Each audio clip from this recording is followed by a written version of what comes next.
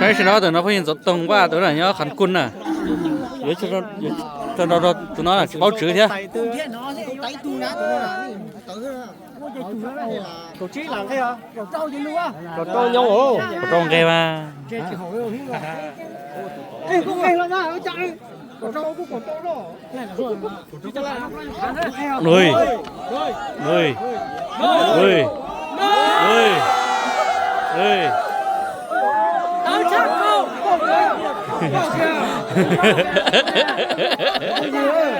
Thay chỉ lại. Nhà tôi thay là hà, cũng như là làm to mua, cứ một chẳng tiếp theo. Tính chẳng ai đâu. Thay chế khỏi cứ ổn chứ.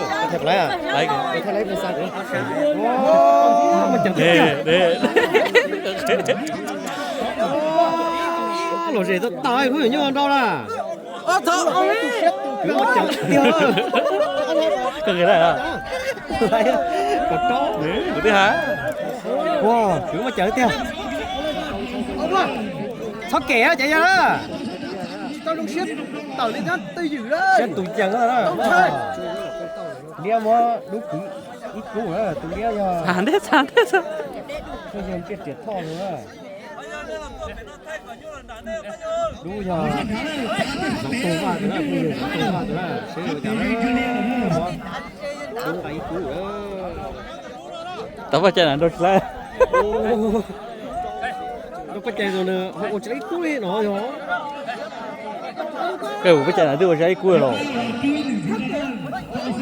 thì tới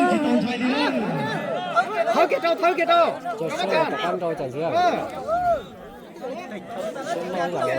chú kia ra đâu Đã tôi mòn ra thế à. Thấy đúng rồi ha.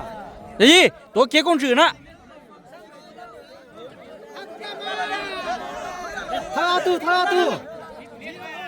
Vậy xưa à. xí kia liệt đâu